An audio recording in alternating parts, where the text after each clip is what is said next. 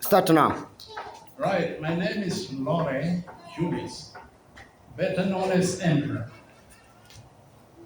I've been a friend of this church for the better part of 15 years.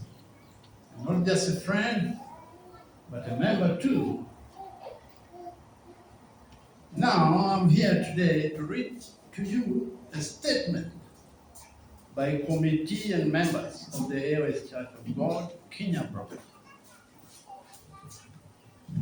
Here then is listed how they view the dispute that has done the church harm for the last 15 years and how it came about and who are the personalities behind it. Right, listen to the statement.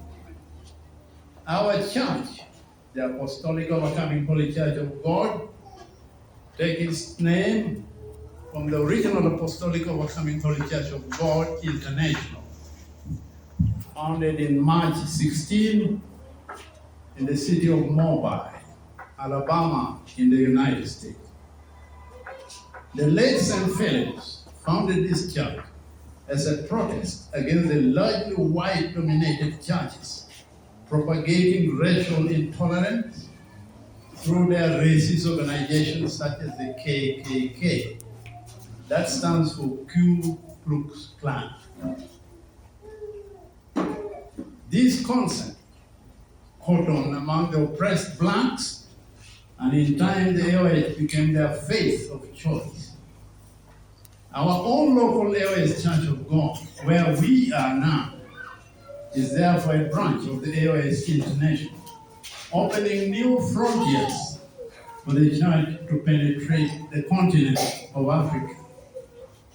Our association with AOS International began when a leader of our church at the time, ABCI, Bishop Masengo, met Bishop Grover Williams at a conference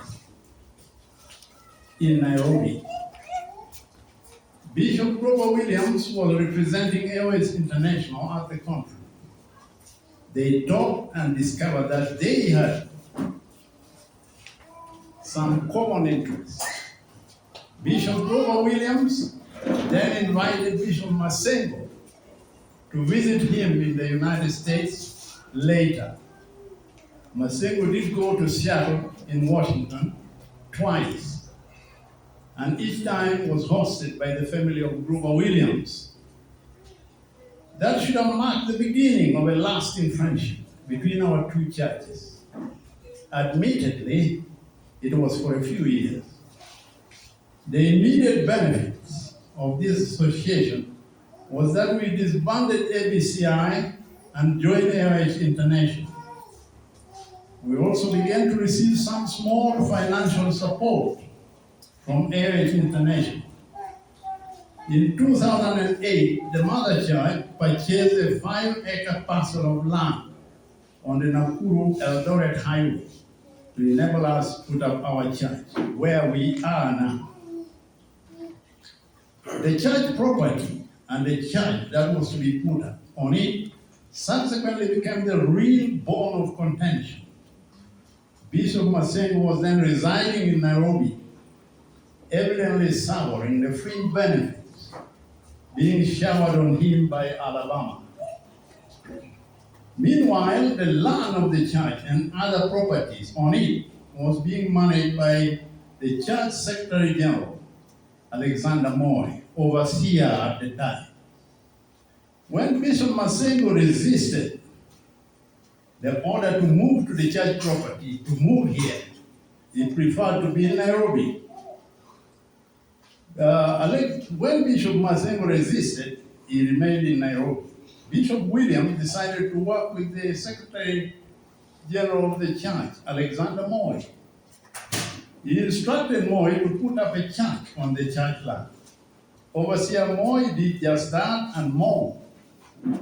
He and his committee invited a sawmiller to set up his plant on a bit of the church property. I think most of you have seen the sawmill. The setting up of a sawmill on the church property was in sync with the policy guidelines from the church headquarters in Alabama. However, this perfectly logical and legitimate action by the church authority Usiweke sana nini, weka chini. Was misconstrued by the former bishop and his cohorts. It seemed to confirm their worst fear that Overseer Moi might be seen by Alabama as a worthier candidate for bishop than Bishop Masengo. Bishop Masengo characteristically went on the offensive, hurling insults at both his senior, Bishop Grover Williams, and his overseer, Bishop Alexander Moi.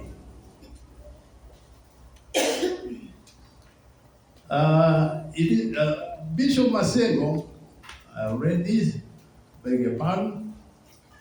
Things got worse when he resorted to cybercrime, disseminating the insults worldwide through the internet.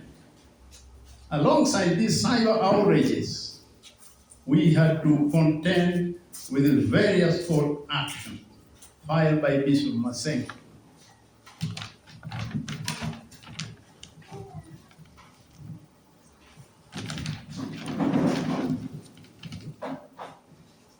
The office of the Registrar General should have played a decisive role in this so-called dispute, but it only did so partly.